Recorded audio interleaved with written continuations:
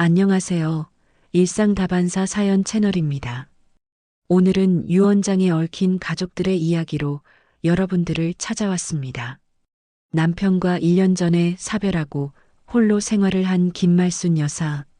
그에게는 현실적인 장남 한상구와 일찍 세상을 떠난 막내 한상민, 그리고 막내의 아내 정은숙이 있었습니다.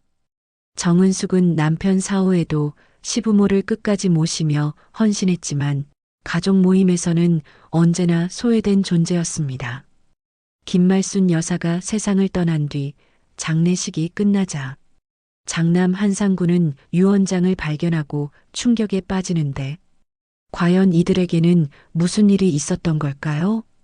영상 시청 전에 구독, 좋아요, 알림 설정은 더 좋은 영상 제작에 큰 힘이 됩니다. 자, 그러면 그들의 이야기 속으로 들어가 보겠습니다.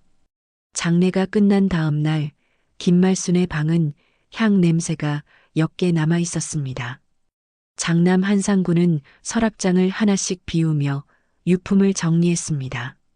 오래된 장지포 밑에서 작은 철제 금고가 발견되었고, 열쇠는 베갯니 속에서 나왔습니다. 금고가 열리자 통장 2권과 인감증명서, 그리고 두꺼운 봉투 하나가 드러났습니다. 봉투 겉면에는 유언장 김말순이라고 자필로 적혀 있었습니다. 한상구는 거실로 봉투를 들고 나와 가족들에게 확인을 요청했습니다. 정은숙은 조용히 손을 모으고 거실 한쪽에 앉아 있었습니다. 그녀는 김말순의 글씨체를 멀리서 보고 잠시 숨을 고르듯 고개를 끄덕였습니다. 작은 커터칼로 봉인이 제거되고 종이가 바스락거리며 펼쳐졌습니다. 한상구는 함구한 채 첫 문단을 눈으로 훑었습니다. 재산은 4명의 주택과 예금 일체입니다. 한상구가 또박또박 읽었습니다. 간병과 생활을 도운 막내 며느리 정은숙에게 우선 배려합니다. 그의 목이 잠시 멈췄습니다. 정은숙은 시선을 내리지 않고 서류 위 날짜를 확인했습니다. 유언장 작성일은 치매 초기 진단 직후로 기록되어 있었습니다. 한상구는 달력 메모와 병원 영수증을 겹쳐놓고 시점을 비교했습니다. 거실 공기는 무겁게 가라앉았고 벽시계 초침 소리만 또렷하게 들렸습니다. 한상구는 소파 등받이에 서류를 펼친 채 깊게 숨을 들이켰습니다. 어머니 상태가 불안정하던 때였습니다. 그가 낮게 말했습니다. 정은숙은 노트 한 권을 가방에서 꺼내 테이블 위에 올렸습니다. 표지에는 간병일지란 글자가 깔끔하게 적혀 있었습니다. 정은숙은 일지의 맨 뒤쪽에서 요양비 지출 합계 페이지를 펼쳐 보였습니다. 거기에는 식대, 간병료, 약값, 방문진료 일정이 날짜별로 정리되어 있었습니다.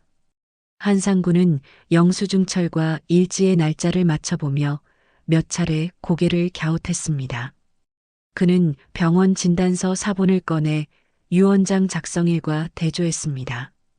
두 서류의 날짜 차이는 일주일 남짓이었고 검사 소견에는 초기 치매, 의사소통 가능 문구가 보였습니다. 정은숙은 별말 없이 봉투 속 보관증을 덧붙여 놓았습니다. 보관증에는 동네 법무사의 접수 도장이 찍혀 있었습니다. 한상구는 잠시 침묵하다가 종이를 차분히 정리해 다시 봉투에 넣었습니다. 조정 신청부터 하겠습니다. 그가 짧게 말했습니다. 정은숙은 고개를 끄덕이며 간병일지를 품에 안았습니다. 저녁 무렵 초인종 소리가 짧게 울렸습니다. 현관 앞에는 28살로 보이는 청년이 서 있었습니다. 그는 상복 대신 검은 패딩을 입고 얌전한 자세로 서류 봉투를 들고 있었습니다. 청년은 방문 목적을 간단히 밝혔고 가족관계 등록부 등본을 내밀었습니다. 등본에는 붙인 칸에 한상민 이름이 적혀 있었고 출생신고 시기가 늦은 흔적이 보였습니다. 그는 조심스럽게 다른 봉투 하나를 꺼내 책상 위에 올려놓았습니다. 봉투 속에는 공증 사본 표시가 찍힌 문서가 들어 있었습니다.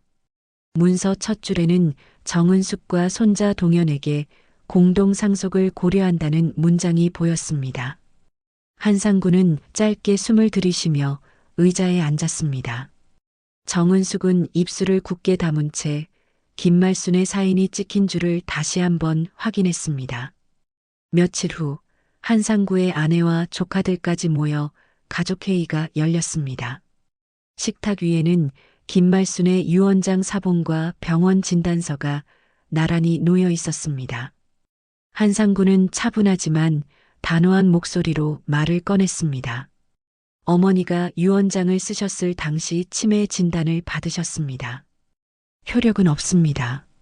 정은숙은 말없이 식탁 건너편에 앉아 있었고 손에는 낡은 노트가 들려 있었습니다. 그녀는 유언장 날짜 옆에 붙은 진료일지를 가리켰습니다.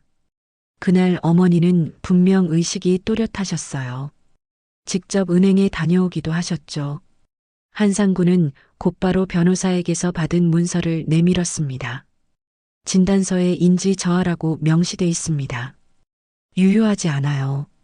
짧은 침묵이 흐르고 젓가락 소리조차 멈췄습니다. 한상구의 아내는 조심스럽게 중재하려 했지만 분위기는 이미 팽팽했습니다. 그때 초인종이 울리고 한동현이 봉투 하나를 들고 들어왔습니다. 그는 긴장된 얼굴로 모두에게 인사하고 조심스레 말을 꺼냈습니다. 저도 유언장 사본을 가지고 있습니다. 할머니께서 제게 직접 주셨습니다. 봉투를 열자 내용은 원본과 거의 같았지만 마지막 한 줄이 달랐습니다. 정은숙과 손자 동현에게 공동으로 남긴다. 모두의 시선이 일제히 정은숙에게 향했습니다. 한상구는 냉소를 띤 표정으로 자리에서 일어나 서류를 들었습니다. 이건 조작된 겁니다. 혼외자에게 상속이라니 있을 수 없는 일입니다. 그러자 한동현은 차분히 고개를 들며 짧게 답했습니다. 저도 할머니의 손자입니다. 분위기는 완전히 얼어붙었습니다. 정은숙은 두 사람 사이에 놓인 유언장을 바라보며 조용히 숨을 골랐습니다. 그녀의 손끝이 미세하게 떨렸지만 시선은 단단했습니다. 어머니는 늘 공평하신 분이셨어요.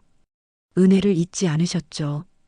그녀의 말에 한상구는 잠시 말을 잃었습니다. 하지만 그는 이내 자리에서 일어나 선언하듯 말했습니다. 법원 조정으로 가죠. 가족끼리 말로 풀 문제는 아닌 것 같습니다. 식탁 위 종이들이 바람에 흩날리며 서로 다른 운명의 방향을 가리켰습니다. 정은숙은 노트를 가방에 넣고 조용히 자리에서 일어났습니다. 그녀의 발걸음 뒤로 김말순의 목소리가 귓가에 맴도는 듯 했습니다. 은수가, 너는 내가 낳지는 않았지만 친딸 같았단다. 며칠 후 가족들은 가정법원 조정실에 모였습니다. 작은 회의실 안 둥근 테이블을 사이에 정은숙과 한상구 그리고 한동현이 마주 앉았습니다. 판사 대신 조정위원이 조용히 사건 개요를 읽으며 분위기를 가라앉혔습니다. 유언장의 효력과 상속 비율 조정이 쟁점이군요. 이태호 변호사가 고개를 끄덕이며 서류철을 펼쳤습니다. 치매 진단 이후 작성된 유언장은 무효일 수 있습니다. 단 의사 능력이 있었음을 입증하면 예외가 됩니다. 한상구는 기다렸다는 듯 말을 이었습니다. 그 시기 어머니는 기억을 잃고 저를 몰라보셨습니다. 정은숙은 차분하게 봉투를 꺼내 탁자 위에 올렸습니다. 이건 그 시기의 은행 입출금 내역이에요. 어머니가 직접 은행에 다녀오셨습니다. 조정위원이 서류를 유심히 살펴보았습니다. 통장에는 김말순의 서명이 일정하게 남아 있었고 간병비 이체 내역이 매달 기재돼 있었습니다. 입금인도 수취인도 모두 일정하네요. 일상적 판단이 가능했던 것으로 보입니다. 조정위원의 말에 한상구의 표정이 굳었습니다. 그는 서류를 빼앗듯 들여다보다가 낮은 목소리로 반박했습니다. 은행 직원이 대신 써준 걸 수도 있습니다. 병원 기록을 보면 명확해질 겁니다. 그때 조정실 문이 열리고 한 여성이 들어왔습니다. 그녀는 단정한 옷차림에 손에 두꺼운 서류철을 들고 있었습니다. 조정위원이 이름을 확인했습니다. 오지연 간호사님이시죠? 그녀는 고개를 숙이며 조용히 자리에 앉았습니다. 오지연은 조모 김말순의 간병을 담당했던 요양병원 간호사였습니다. 그녀는 차분히 입을 열었습니다. 유 원장은 김말순 어르신이 직접 병원에서 작성하신 걸로 기억합니다. 한상구가 즉시 반박했습니다. 그때 어머니는 말씀도 잘 못하셨습니다. 하지만 오지연은 눈을 피하지 않았습니다. 제가 지켜봤습니다. 사인을 하고 나서 제게 은숙이는 내 딸이나 다름없다고 말씀하셨어요. 순간 방안이 조용해졌습니다. 정은숙은 손끝으로 노트를 꼭 쥐며 눈을 내리깔았습니다. 조정위원은 고개를 끄덕이며 말을 맺었습니다. 조정은 쉽지 않겠지만 진실은 서류보다 삶의 기록에 남습니다. 다음 회의까지 추가 자료를 제출해 주시죠.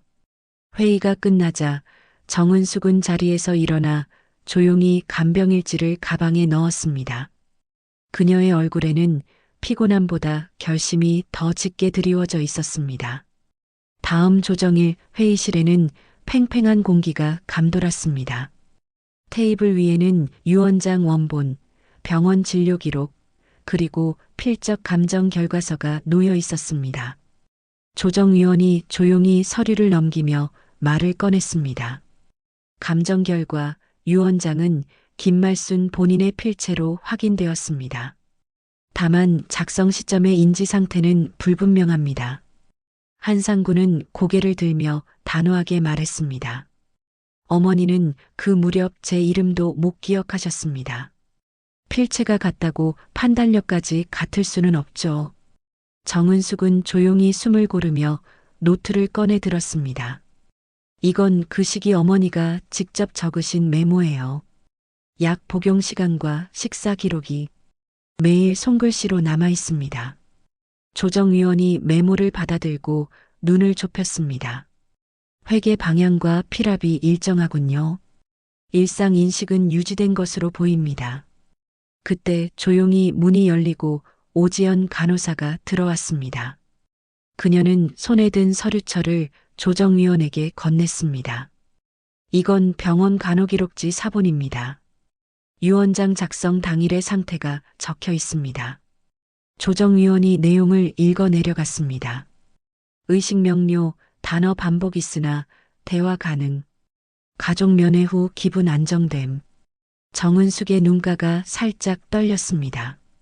한상구는 한숨을 내쉬며 의자에 몸을 기댔습니다. 그렇다 해도 유 원장은 공정하지 않습니다. 가족 전체를 배제했잖아요. 조정위원이 시선을 옮겼습니다. 상속의 형평보다 중요한 건 고인의 의도입니다. 어머니는 누굴 믿고 싶으셨을까요? 한동안 아무 말도 없었습니다. 밖에서는 시계 초침 소리만 또렷하게 들려왔습니다. 그때 한동현이 가방에서 작은 봉투 하나를 꺼냈습니다. 그가 처음 집으로 찾아왔을 때 들고 온 바로 그 유 원장 사본이었습니다. 그 문서는 김말순이 생전에 직접 건네며 혹시 분쟁이 나면 은숙이에게 전해라라고 남긴 것으로 밝혀졌습니다. 사본임에도 불구하고 원본과 내용 필체가 완전히 일치했고 그 사실이 이번 감정 결과로도 확인되었습니다. 한동현이 조심스럽게 입을 열었습니다. 할머니는 돌아가시기 전에 제게 늘 말씀하셨어요. 은숙이 덕분에 내가 아직 숨 쉰다고요. 그의 목소리는 흔들렸지만 진심이 묻어났습니다. 정은숙은 고개를 숙이며 조용히 손을 모았습니다. 오지연은 그런 두 사람을 바라보며 짧게 숨을 내쉬었습니다. 결국 한동현이 가져온 유 원장은 법적 원본이 아닌 김말순이 남긴 마음의 증거로 인정되었고 정은숙의 간병일지와 함께 기업은 인정의 결정적 근거가 되었습니다. 조정위원은 서류를 덮으며 결론을 예고했습니다. 유 원장의 전면 효력은 제한되겠지만 기업은 인정 여부를 검토하겠습니다. 한상구는 고개를 돌려 창밖을 바라봤습니다. 유리창 너머로 흐릿한 빗방울이 떨어지고 있었고 그 빛 속에서 어머니의 손글씨가 마치 살아 숨쉬는 듯 흔들리고 있었습니다. 며칠 뒤 마지막 조정기일이 열렸습니다. 회의실 안은 이전보다 한층 차분했지만 모두의 표정에는 긴장감이 묻어났습니다. 조정위원은 손에 든 서류철을 펼쳐놓으며 말했습니다. 유 원장은 부분적으로 효력이 인정됩니다. 다만 김말순 여사의 생전 부양에 기여한 정은숙 씨의 공로를 감안해 기여분을 인정하기로 합니다. 순간 방안이 정적에 잠겼습니다. 한상구는 의자에 앉은 채 고개를 숙였고 한동현은 손을 꽉 쥔 채 숨을 삼켰습니다. 정은숙은 그저 고개를 숙여 감사 인사를 건넸습니다. 그녀의 눈빛에는 안도와 슬픔이 동시에 스쳤습니다. 이 싸움은 승패보다 마음을 지키는 싸움이었다는 걸 모두가 알고 있었습니다. 회의가 끝나자 조정위원은 따뜻한 목소리로 말을 덧붙였습니다. 법은 재산을 나누지만 정은 마음을 남깁니다. 이 일로 관계가 회복되길 바랍니다. 정은숙은 고개를 숙이며 조용히 일어섰습니다. 한상구는 문가에 서 있다가 그녀를 불러 세웠습니다. 재수 씨, 미안했습니다. 어머니 뜻을 너무 늦게 이해했습니다. 그녀는 잠시 그를 바라보다가 고개를 끄덕였습니다. 이제 서로 어머니 뜻을 지켜드리면 되는 거예요. 두 사람은 짧은 눈맞춤 후 아무 말 없이 조용히 헤어졌습니다. 복도 끝에서는 오지연 간호사가 기록 서류를 정리하며 그들을 지켜보고 있었습니다. 그녀는 살짝 미소를 짓고 한마디 속삭였습니다. 돌봄이란 결국 남는 사람의 몫이죠. 며칠 뒤 정은숙은 집으로 돌아와 김말순의 사진 앞에 앉았습니다. 작은 향을 피우고 조용히 봉투를 꺼냈습니다. 그 안에는 조정서 사본과 간병일지의 마지막 장이 함께 들어 있었습니다. 그녀는 펜을 들어 마지막 문장을 써내려갔습니다. 2025년 봄 어머니의 뜻이 지켜졌습니다. 손끝이 살짝 떨렸지만 표정은 고요했습니다. 창문 너머 햇살이 방 안으로 비치고 향내가 천천히 번져갔습니다. 그녀는 속삭이듯 중얼거렸습니다. 이제 정말 편히 쉬세요. 그리고 천천히 눈을 감으며 향이 타들어가는 모습을 오래도록 바라보았습니다. 조정이 끝난 지 보름쯤 지난 오후 정은숙은 동네 공원을 천천히 걸었습니다. 벚꽃이 흩날리는 길가에선 아이들의 웃음소리가 들렸고 오랜만에 마음이 조금은 가벼워졌습니다. 그녀는 주머니에서 작은 봉투를 꺼내어 펼쳤습니다. 그 안에는 법원 조정서 사본과 함께 김말순 여사의 낡은 사진 한 장이 들어 있었습니다. 사진 속 김말순은 밝게 웃고 있었고 옆에는 젊은 시절의 자신이 서 있었습니다. 그녀는 조용히 중얼거렸습니다. 이제야 조금 편히 보내드릴 수 있겠네요. 한동안 하늘을 올려다보던 그녀는 가방 속 노트를 꺼내 펜을 들었습니다. 2025년 봄 어머니의 뜻이 평화로이 마무리되다. 짧은 문장을 쓰고 노트를 덮자 바람이 한 장의 벚꽃잎을 무릎 위에 내려놓았습니다. 그녀는 그것을 살짝 손에 쥐며 미소 지었습니다. 같은 시각 한상구는 낡은 사무실을 정리하고 있었습니다. 책상 서랍을 비우던 그는 오래된 편지 봉투를 발견했습니다. 봉투에는 상구에게라 적혀 있었고 필체는 분명 어머니 김말순의 것이었습니다. 그는 손끝을 떨며 편지를 꺼냈습니다. 상구야, 나중에 은숙이에게 잘해다오. 그 아이 덕분에 내가 버텼단다. 짧은 문장이었지만 한상구는 한참 동안 아무 말도 하지 못했습니다. 눈시울이 뜨거워졌고 그는 조용히 창문을 열었습니다. 늦은 오후 햇살이 방 안으로 스며들며 편지 위 글씨를 비추었습니다. 그는 낮은 목소리로 속삭였습니다.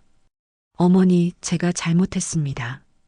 그 순간 빛 한 줄기가 손등 위에 떨어지며 메모지를 반짝이게 했습니다. 며칠 후 정은숙은 김말순의 묘소를 찾아 작은 국화 2송이를 올렸습니다. 묘 앞에는 이미 한상구가 두고 간 듯한 향초가 타고 있었습니다.